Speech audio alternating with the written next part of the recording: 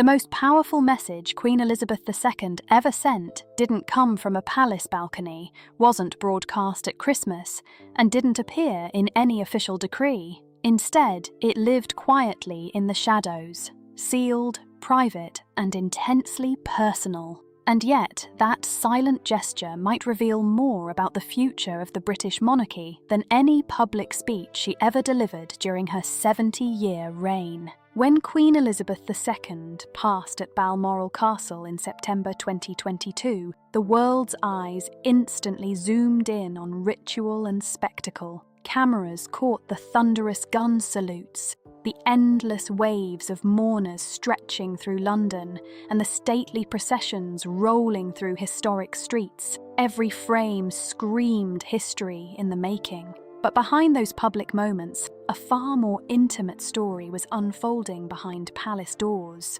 Away from the flashes and crowds, a sealed will held a decision that didn't need Parliament, public approval, or political calculation. And inside that choice was a name that startled royal watchers: Lady Louise Windsor. Not the heir, not the Queen consort, not one of the superstar senior royals, but Louise. On paper, it sounded simple enough. A modest cottage somewhere within the sprawling Balmoral estate, a hidden retreat surrounded by forests, open moorland, and the endless skies of the Scottish Highlands. Peaceful, private, completely shielded from public noise, but Balmoral is no ordinary royal spot. Unlike Buckingham Palace or Windsor Castle, this estate is not part of the state or the Crown Estate. It has been the private property of the monarch ever since Queen Victoria and Prince Albert bought it in 1852. That detail changes everything. Balmoral wasn't just another royal house, it was the sovereign's sanctuary, a rare pocket where duty softened and life moved slower. For Queen Elizabeth II, Balmoral meant freedom. She rode horses across empty land, strolled with her dogs without ceremony, and lived daily life without the constant grind of formality. There she existed as not just a monarch, but a wife, a mother, a grandmother. Titles faded, protocol loosened, the crown felt lighter. It was also where her extraordinary life ended. In September 2022, she passed quietly within Balmoral's walls, far from London's roaring power machinery. That moment alone carried profound symbolism. So when a piece of that private haven is passed on, it's never just property. It's not ceremonial generosity. It's deeply emotional. You never divide a sanctuary unless you are crystal clear about who deserves it. That's why this story hits hard. This wasn't a constitutional shuffle or a public title reshuffle. It was personal, and personal gestures in royal life often speak louder than any official announcement. Lady Louise Windsor has always been one of the family's quietest figures. Born November 2003 under delicate medical circumstances at just £4, her arrival was carefully managed. Her upbringing was deliberately shielded from the media glare. Her parents, Prince Edward, Duke of Edinburgh, and Sophie, Duchess of Edinburgh, created a family life away from headlines. Even though Louise could legally use Her Royal Highness Princess Louise, she chose discretion, keeping it simple as Lady Louise Windsor. That small choice sent a loud message in an institution where every gesture echoes across newspapers. Inside a family known for televised interviews, best-selling memoirs, and public spats, silence is golden, loyalty counts, calm consistency counts. In her later years, Queen Elizabeth II watched her institution face storms. Family relationships fractured. Public narratives flipped overnight. Trust wavered. Yet Louise stayed steady and out of the spotlight. No interviews, no commentary, no commercial side gigs. Just focus on education, family, and traditions cherished by her grandfather, Prince Philip. One unforgettable moment came in April 2021, after Prince Philip died. Amid tributes, one image quietly stunned observers. 17-year-old Louise driving her grandfather's carriage during a memorial. No grand speech, no public statement, just respect in motion. She took that seat because Philip taught her himself, because it mattered to him. Leaving it empty felt wrong. That moment lingered, and it didn't escape the Queen's notice. Royal wills in the UK are sealed for decades, safeguarding privacy and dignity. The public may never see them. Yet throughout her life, the Queen often spoke through subtle signals, invitations, presence, the people who stood close at meaningful moments. And in the end, one of her most cherished spaces went to Louise. After Elizabeth's passing, Balmoral officially transferred to King Charles III, but insiders hinted that Prince William, Prince of Wales, quietly ensured Louise's inheritance was seamless. That is huge. William isn't just a cousin, he's the future king. His choices today hint at the circle of trust he values. Supporting someone loyal, discreet, and rooted in tradition sends a signal about the monarchy he may build. Not everyone is guaranteed entry into that circle. That tiny Highland cottage is far more than real estate. It's a message, a symbol, placement in the royal map of values. It signals who embodies the Queen's vision after 70 years of service. Even if the will remains sealed for 90 years, its meaning was visible from day one. In royal life, silence often shouts louder than headlines. To feel the emotional weight of this inheritance, you have to see Balmoral not as a scenic castle, but as the one place where the Queen could almost forget she was the Queen. Balmoral spans roughly 50,000 acres of raw Aberdeenshire land. Purple heather, dense pines, rolling hills, icy rivers cut through the terrain. Stunning, but above all, private. For someone under constant global watch, privacy was rarer than any crown jewel. Unlike Buckingham or Windsor, Balmoral exists outside government structures. Bought in 1852 by Victoria and Albert, it stayed family property, not a state asset. Here the Queen could breathe, summers were retreats, life slowed, engagements lightened, dress codes relaxed. At Balmoral, Elizabeth wore boots and headscarves instead of tiaras. She drove herself down gravel roads. She walked her dogs through open fields. Barbecues replaced banquets. For a little while, monarchy felt almost normal. That's why her passing there was poetic. She left life inside sanctuary, not the centre of power. Imagine having one place where duty finally loosens. Who do you pass it to? A political ally, a strategic partner, or someone who quietly lives by the values that space represents? At Balmoral, hierarchy mattered less than belonging. Observers noticed patterns. Who got invitations, stayed longer, walked beside the Queen in the quiet paths. Prince Edward and Sophie were steady presences, calm and controversy-free. Their kids, including Louise, knew Balmoral as family ground, not a stage for the press. Louise entered not as a celebrity, but a granddaughter. That difference matters. Within Balmoral, monarchy's heavy layers fall. Titles soften, protocol relaxes, personality and character remain. Those were the traits Queen Elizabeth II cherished: discretion, loyalty, consistency. People who didn't exploit proximity to the throne earned respect. Balmoral became a proving ground for those qualities. While Philip was alive, he and the Queen spent long stretches there. He loved carriage driving across open fields, designing estate improvements, and breathing free from palace expectations. Balmoral offered space where royal duty finally eased its grip. The passing of Prince Philip, Duke of Edinburgh, in April 2021 turned Balmoral Castle into a place of profound reflection, a living memory of a life well lived. Already a sanctuary, the estate now seemed to carry the weight of his lessons, his passions, and his quiet authority. Lady Louise Windsor's connection with him through carriage driving was never about ceremony or show. It was learned slowly, deliberately, across open fields. Hours of practice weren't for applause.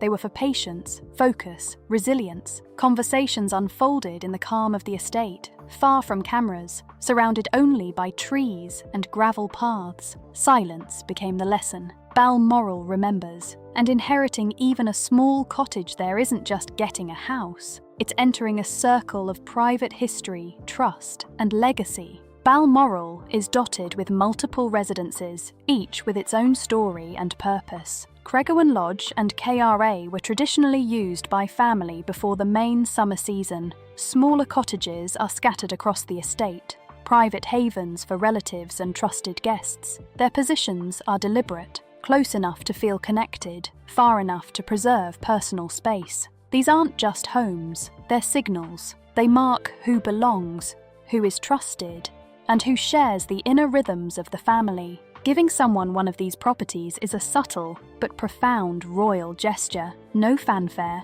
no balcony announcement, no public decree, just quiet recognition. And sometimes, what is done in silence carries more weight than any ceremony. When Queen Elizabeth II passed, legal ownership of Balmoral transferred to King Charles III, as succession law dictates. Authority shifted, but the estate's emotional architecture, the memories, the quiet bonds, remained tied to Elizabeth's lifetime. Honouring her private wishes required alignment and cooperation among senior royals. At this stage, inheritance isn't just sentiment, it shapes the monarchy itself, quietly structuring the family's future. Balmoral is about continuity. The monarchy survives not only through law, but through trust, cohesion, and subtle loyalty. Invitations to the estate signal the values and people that matter most, those who are steady, loyal, and aligned with what the family seeks to preserve. In a modern era of interviews, memoirs, and legal disputes, Balmoral remains untouched by media noise or commercial manoeuvring. It is the monarchy's quiet backbone.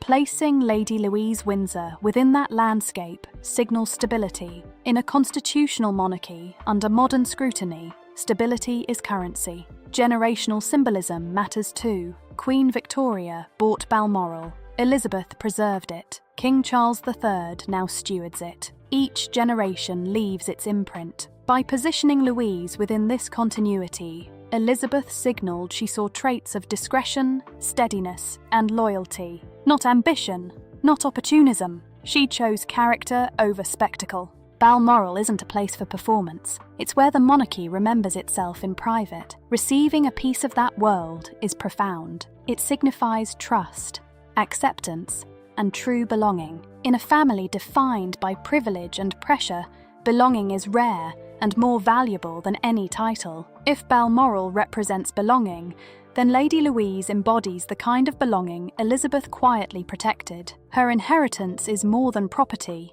It's a reflection of her character. Royal character is revealed not in grand gestures, but through absence of noise, measured consistency, and quietly fulfilling duty. Lady Louise Alice Elizabeth Mary Mountbatten Windsor was born in November 2003, 8 weeks premature, under precarious circumstances. Delivered via emergency C-section at Frimley Park Hospital, she weighed just 4 pounds. The palace didn't parade the news. Updates were careful, deliberate, aimed at stability and health for both mother and child. From day one, her life was shielded from spectacle. Within her first year, Louise underwent surgery for esotropia, a delicate inward eye condition. Prince Edward, Duke of Edinburgh, became known for steadiness. Sophie, Duchess of Edinburgh, for quiet loyalty, especially in Elizabeth's later years. Their low-profile rhythm, careful engagements, and absence of controversy created a secure environment for Louise to grow in consistency and character. Even though she could have adopted Her Royal Highness Princess Louise, she didn't. She stayed Lady Louise. No dramatic statement, just a continuation of a life rooted in discretion. School, studies, social life, none were used to court attention. She avoided social media, interviews, or publicity stunts. At royal events, she moved with observation, composure, always present for the Queen, who had balanced public duty and private identity for decades. Louise's character shone in her relationship with Prince Philip, known for discipline, directness, and demanding substance over appearance. Philip personally trained her in carriage driving, lessons of focus, patience, and calm under pressure. When he passed in April 2021, Louise honoured him at 17 by driving his carriage during the memorial, a display of respect through action, not words. Through decades of public turbulence, interviews, memoirs, legal battles, Louise remained consistent. No defences, no positioning for sympathy. She pursued studies and later enrolled at University of St Andrews, connecting subtly with William and Catherine, signalling alignment and continuity, not disruption. Invitations to Balmoral were never random. Every detail, from seating to gifts, carried meaning. Louise's presence was consistent, steady, trusted. When Harry and Meghan stepped back from senior duties in 2020, Edward and Sophie quietly filled the gaps. Reliability became visible, and with it came reality. Proximity to the Queen meant trust, continuity, and influence within the family. Louise occupies a distinct position within the monarchy's inner orbit. Outsiders may see inheritance as favoritism, but inside royal dynamics, it reflects alignment with values, character, and trust. Elizabeth structured her life around duty, restraint, and discretion. She rarely expressed emotion publicly, communicating instead through symbolic acts, subtle gestures, and deliberate omissions. Leaving a portion of Balmoral to Louise conveyed more than preferential treatment. It acknowledged her steadfastness, discretion, and composure, the qualities Elizabeth prized. This act also carried generational significance. Louise represents a branch of the family largely free from scandal, not central to succession battles, and away from polarizing pressures. Her role exists slightly adjacent to the throne, integrated fully within family life,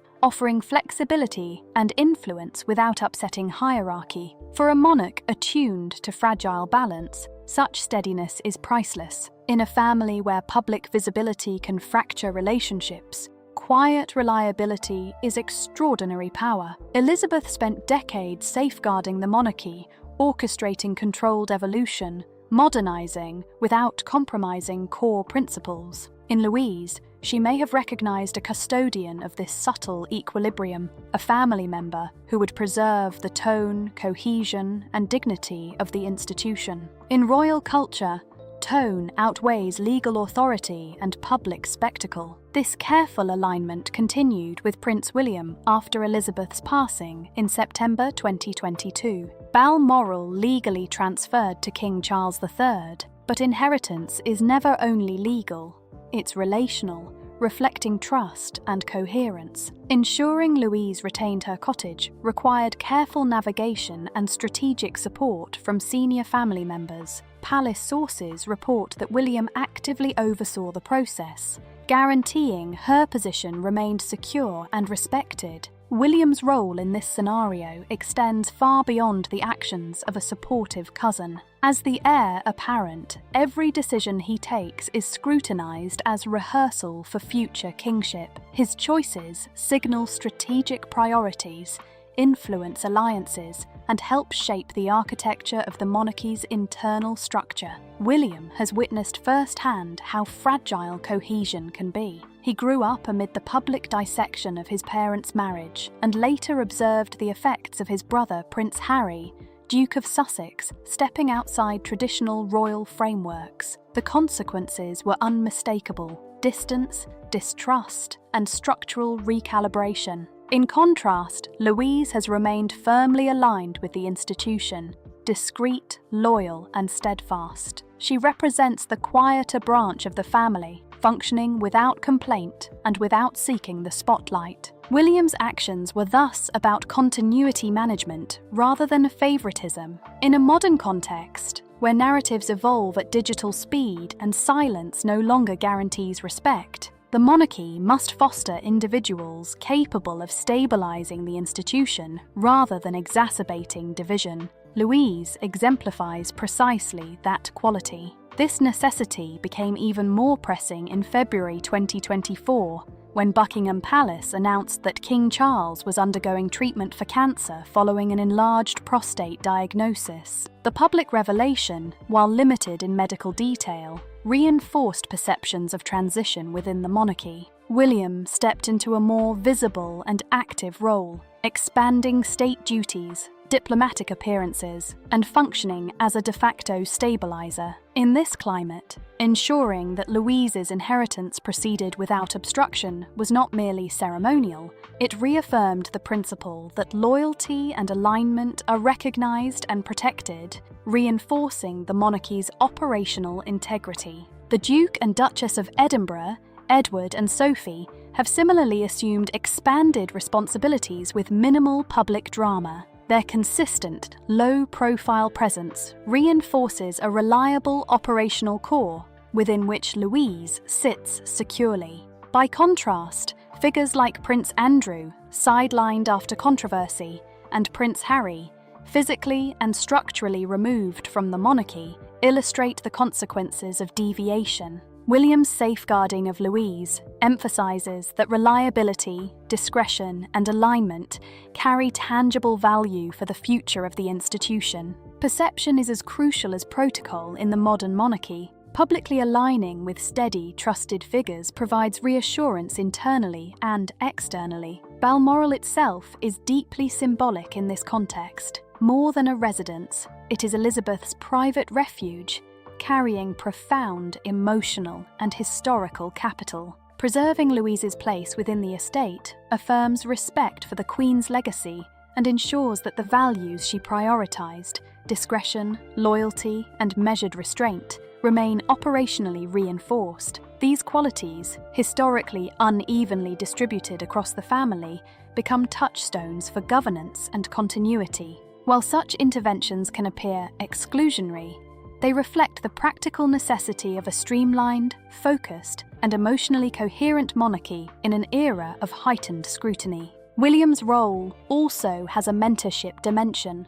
Close in age to Louise, he functions as a near-peer guide, modelling institutional behaviour, stability, and discretion. The monarchy is often framed in terms of succession, regency, and crown property, but beneath these mechanics lies a subtler framework of trust, who is invited, defended, and prioritised. William's careful delineation of these trust lines shows that inheritance is as much about relational stability as it is about formal legal entitlement. Not everyone is included in these inner circles, and selective inclusion shapes the long-term equilibrium and cohesion of the institution. In contrast, Camilla's position within the monarchy highlights the duality of formal and emotional authority. As Queen Consort, she fulfills official duties, attends state visits, and represents the crown in ceremonial contexts. Yet emotionally, her trajectory has been layered and complex. Her relationship with Charles predates his marriage to Diana Spencer,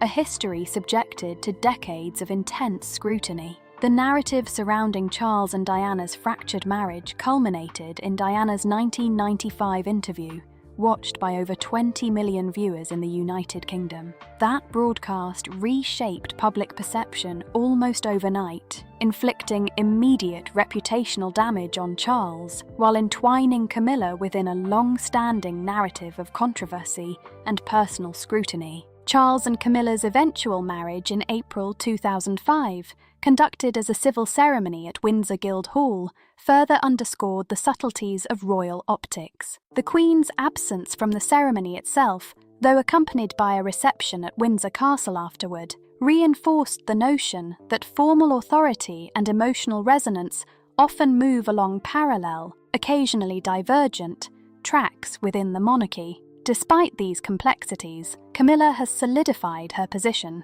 yet her layered path contrasts sharply with the discreet, carefully nurtured inclusion of Louise within Balmoral. The optics lingered, reminding the public and the family alike that the monarchy operates simultaneously in visible and invisible spheres, balancing ceremonial legitimacy with emotional, relational nuance. The sovereign's presence at the celebration was visible, yet she remained formally absent from the vows themselves, a subtle but deliberate detail that underscores the way optics can resonate across decades within the monarchy. Public discourse speculated endlessly about Camilla's eventual title, and early communications suggested that she might be known as Princess Consort upon Charles's ascension, a designation designed to soften resistance from both Parliament and the public, offering a linguistic buffer against historical controversies. Titles in the monarchy carry weight far beyond ceremonial formality.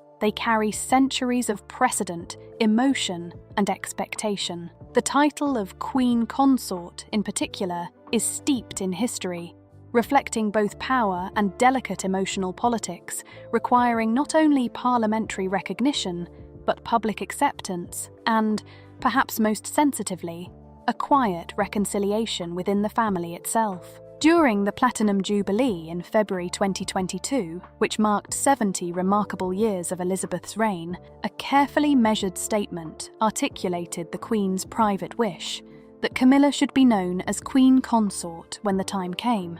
The phrasing was deliberately understated, dignified, almost measured, legalistic even, and devoid of overt celebratory tone. Elizabeth's articulation separated personal affection from institutional duty with precision, a hallmark of her reign. This was a monarch who understood the subtle difference between sentiment and necessity, who understood the art of compromise and the calculus of political realism.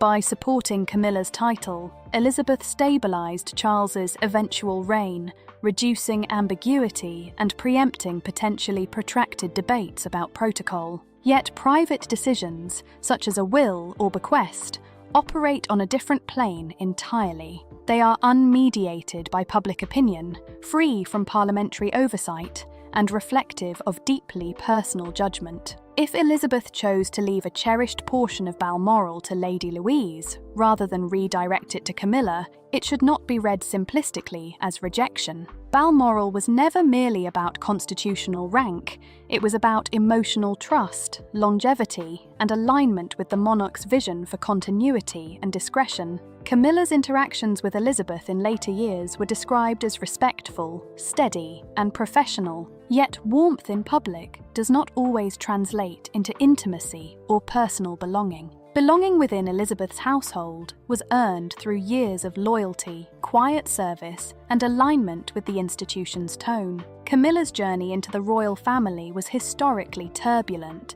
coloured by decades of public skepticism, relentless scrutiny, and narratives that lingered even after rehabilitation through consistent work and visible contributions. Elizabeth, who had endured enormous strain during the public breakdown of Charles and Diana's marriage, carried that history in her private awareness. That awareness did not necessitate resentment, but it shaped the Queen's decisions regarding inheritance and the placement of emotional weight within her family. By prioritising Louise, Elizabeth affirmed a branch of the family untouched by past scandal, defined by discretion and steadfast loyalty. The inheritance serves as a quiet declaration of where emotional continuity resides within the royal household. It does not diminish Camilla's role as Queen Consort, nor does it reduce her ceremonial authority. Instead, it subtly delineates the emotional centre of Balmoral, signalling that while Camilla stands publicly beside the throne,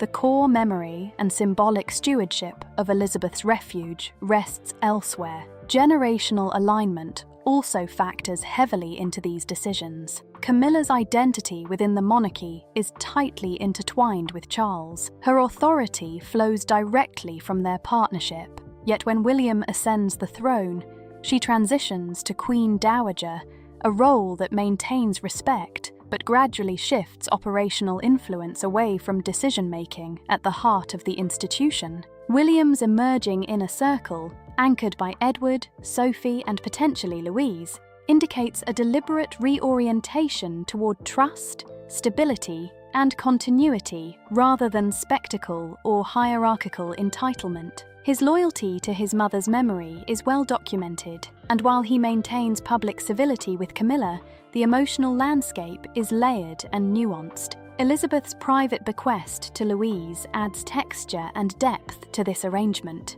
reinforcing a lineage defined not by controversy, but by measured service, discretion, and fidelity to the monarchy's tone. Balmoral, in this sense, becomes more than property.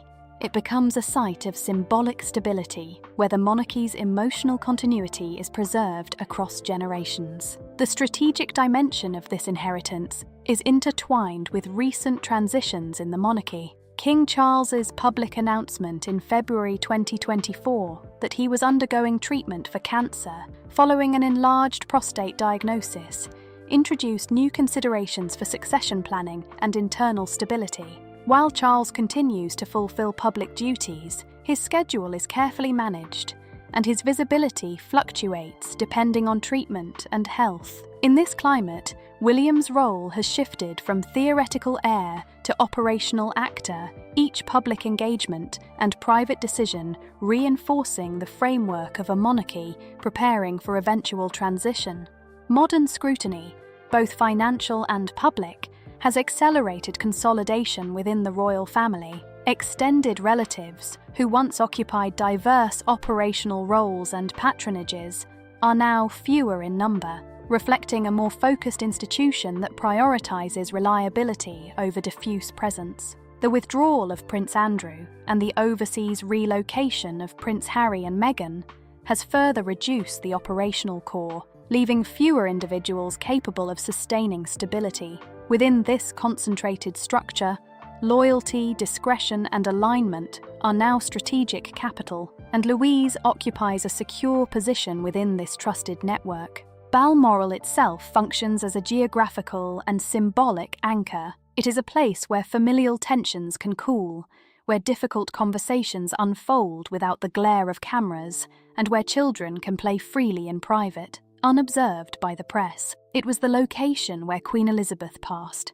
cementing its status as sacred ground in the modern narrative of the monarchy. Whoever occupies space within Balmoral carries not just a residential role, but a symbolic responsibility, an unspoken stewardship of legacy and memory. By embedding Louise within that space, Elizabeth ensured that a younger generation would internalize and carry forward the monarchy's values, preserving emotional and institutional equilibrium. William's protection of that inheritance signals alignment with those principles, reinforcing stability while quietly delineating who is entrusted with the institution's inner narrative. The broader lesson emerging from this approach is clear. Expansion without alignment invites instability. The public fractures seen in previous decades, from interviews and memoirs to legal disputes, demonstrate that visibility without cohesion can destabilize even the most enduring institutions. William's circle, focused on contraction toward trusted, aligned figures, reflects a deliberate strategy of containment and cohesion. Camilla's evolving role further emphasizes this generational recalibration. While she retains influence during Charles's reign, her operational authority is poised to narrow under William, reflecting the transition from partnership-based influence to generationally aligned stewardship. Educational and social continuity also plays a role. Louise's time at St Andrews University, the same institution where William met Catherine, reinforces the parallel trajectories of personal development and institutional alignment. These subtle intersections, while not immediately dramatic, serve as quiet signals of integration and potential future contribution. Monarchies rarely announce emotional reconfigurations directly. They communicate them through gestures, allocations, and even absence. In this context, absence can carry greater resonance than overt statements. Financial considerations further underscore strategic priorities. Estates such as Balmoral require significant resources to maintain, while King Charles has signalled intentions toward operational efficiency across royal properties. The cottage associated with Louise remains secure, a sign that strategic and symbolic prioritization can coexist with pragmatic management. Pruning within the monarchy is not destruction, it is refinement, a conscious narrowing of focus toward figures capable of generating stability rather than uncertainty. The implications for the monarchy under William are profound. The institution is shifting toward a model defined by careful stewardship, measured public visibility, and the cultivation of trusted relationships. Individuals who generate stability quietly, consistently, and loyally will increasingly form the core around which the monarchy operates. Louise's future remains flexible. She may maintain a private life adjacent to the crown or gradually assume public duties as circumstances require. That ambiguity, far from weakening her role, enhances her value as a stabilizing presence. Elizabeth's final private gestures, including this inheritance, are consistent with a lifetime of measured stewardship. She identified, subtly but unmistakably, who could help sustain the monarchy's equilibrium, not the loudest voice or the highest title, but the steadiest presence. That legacy is now visible in the decisions William makes, the circles he nurtures, and the way he safeguards both emotional and operational continuity. The story emerging from these decisions emphasizes discipline, discretion, and a controlled approach to modernization, highlighting the enduring importance of balance, prudence, and loyalty. As the monarchy navigates uncertainty and transitions into its next chapter, these quiet decisions and deliberate alignments may prove to be its most valuable inheritance. They reveal that the crown survives not merely through law and public spectacle, but through relational trust, measured gestures, and careful calibration of proximity, influence, and loyalty. Observers of the institution can now discern the contours of its future, an inner circle defined by steadiness, discretion, and reliability, a leaner operational structure, and a symbolic geography that reinforces continuity across generations. And so, as this chapter of the monarchy unfolds, we witness the quiet shaping of its next generation. The decisions of the past, the careful alignments of the present, and the private gestures of figures like Queen Elizabeth are setting the stage for a monarchy that values balance over spectacle, discretion over drama, and steadiness over fleeting popularity. Lady Louise, by virtue of her alignment, her discretion, and her quiet presence, occupies a pivotal place within that emerging framework, one that bridges past legacy with future continuity. Like, comment, and subscribe to continue following this nuanced exploration of the royal family's inner workings, where every gesture, allocation, and decision contributes to the unfolding story of one of the world's oldest institutions.